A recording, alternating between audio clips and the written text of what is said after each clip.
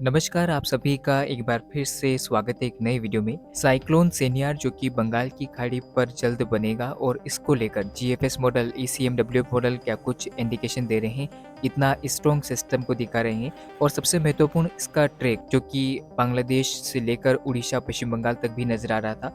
उसके बाद तमिलनाडु, आंध्र प्रदेश की तरफ भी सिस्टम का ट्रैक नजर आ रहा है। तो चलिए इस अपडेट में हम क्लियर करने की कोशिश करेंगे कि आखिरकार साइक्लोन किस दिशा में आगे बढ़ेगा, कितना इंटेंसिफिकेशन कर ये सिस्टम आगे बढ़ेगा और कहाँ पर किस तरह की बारिश देगा, क्योंकि बारिश को लेकर भी परिस्थितियाँ काफ़ी ज़्यादा नज़र आ रही है। तो चलिए वीडियो को शुरू करने से पहले आप सभी से निवेदन रहेगा, कृपया इस वीडियो को लाइक कीजिएगा, चैनल को सब्सक्राइब करना ना भूलें और बेल नोटिफिकेशन को भी ऑन कीजिएगा। अब आप स्क्रीन पर जीएफएस मॉडल देख सकते हैं जो कि इंडिकेट कर रहे हैं कि दक्षिणी मध्य बंगाल की खाड़ी के ऊपर एक निम्न दबाव का क्षेत्र बनेगा 23 और 24 नवंबर के आसपास। ये सिस्टम आगे बढ़ता हुआ संभावना है कि 25 नवंबर के आसपास से उत्तर पश्चिम दिशा में आगे बढ़ता हुआ आपको नजर आएगा।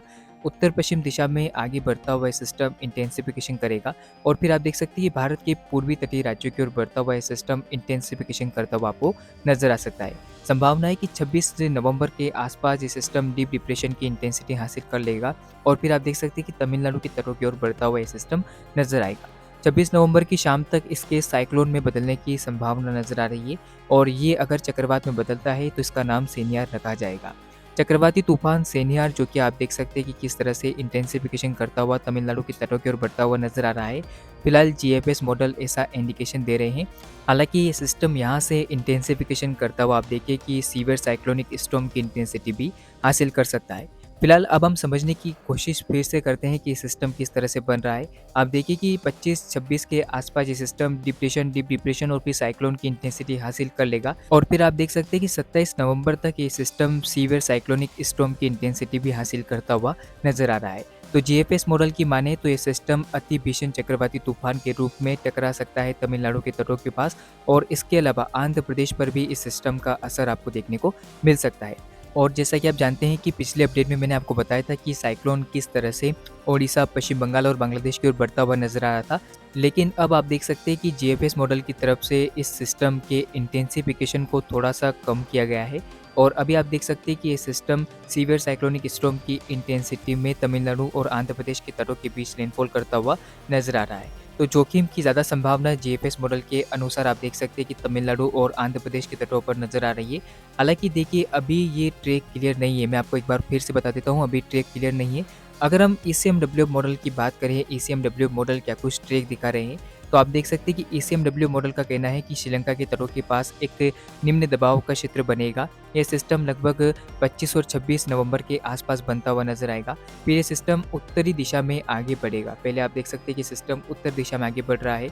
नमी लगातार आप देख सकते हैं कि किस तरह से बढ़ती हुई नजर आ रही है और इस दौरान आप देख पाएंगे कि किस तरह से 26 और 27 नवंबर के आसपास ये सिस्टम डिप्रेशन का इंटेंसिटी हासिल करते हुए तमिलनाडु के तटों से टकरा सकता है, ऐसी अभी संभावना नजर आ रही है। यानी कि चेन्नई और आसपास के भागों पर इस सिस्टम का लैंडफॉल नजर आ रहा है ईसीएमडब्ल्यू मॉडल के अनुसार और ईसीएमडब्ल्यू मॉडल इस सिस्टम को कोई ज़्यादा इंटेंसिफाई नहीं दिखा रहे, यानी कि कमज़ोर साइक्लोन का भी फॉर्मेशन अभी ईसीएमडब्ल्यू मॉडल के अनुसार दिखाई नहीं दे रहा है।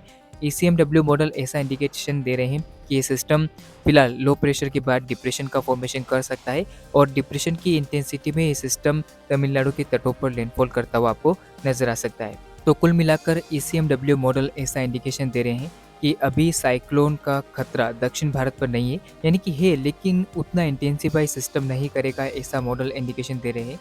हालांकि अगर मैं जीएफएस को देखकर चलूँ या ईसीएमडब्ल्यू मॉडल को देखकर चलूँ तो देखिए मैं आपको बता दूं कि एक साइक्लोन का फॉर्मेशन ज़रूर करेगा बंगाल की खाड़ी पर और ज़्यादा जो खतरा अभी नज़र आ रहा है वो आंध्र प्रदेश, तमिलनाडु से लेकर उड़ीसा के बीच में है। हालांकि उड़ीसा तक खतरा इतना नहीं रहेगा लेकिन तमिलनाडु और आंध्र प्रदेश के तटों के बीच में सिस्टम लैंडफॉल ज़रूर करेगा और साइक्लोन बनेगा, ये बात क्लियर है। साइक्लोन सेनियार इसका नाम रखा जाएगा।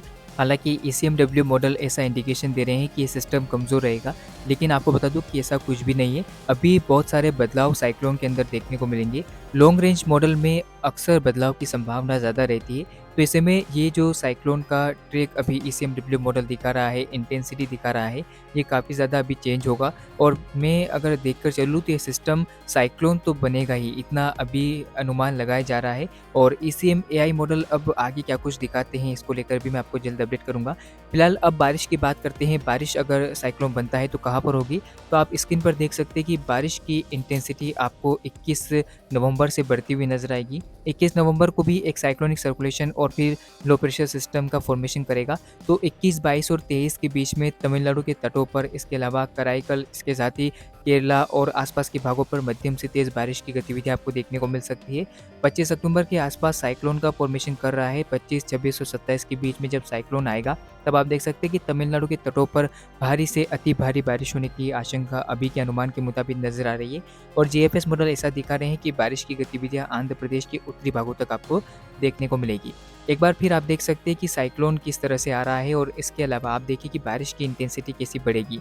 आप देख सकते हैं कि मध्य भारत में इतना असर इस साइक्लोन का अभी दिखाई नहीं दे रहा है, क्योंकि ये दक्षिण भारत पर लैंडफॉल कर रहा है। लेकिन आप देख सकते हैं कि केरल, कर्नाटक और तमिलनाडु के तटों पर, इसके अलावा आंध्र प्रदेश के तटीय इलाकों पर इस सिस्टम का खतरा रहेगा। और भारी से अति भारी बारिश की गतिविधियां आपको भारत के पूर्वी तटीय राज्यों पर देखने को मिल सकती है, जिसमें तमिलनाडु के तटों पर भारी से अति भारी बारिश होने की संभावना नजर आ रही है। हालांकि अब मध्य भारत में जो किसान साथी है, यानी कि गुजरात, राजस्थान, मध्य प्रदेश, इसके अलावा छत्तीसगढ़ से लेकर महाराष्ट्र के जो किसान मित्र हैं, उनका भी सवाल होगा कि बारिश की संभावनाएं कब तक है। तो आपको बता दूं कि फिलहाल बारिश को लेकर कोई संभावना लगभग 25 नवंबर तो दिखाई नहीं दे रही है।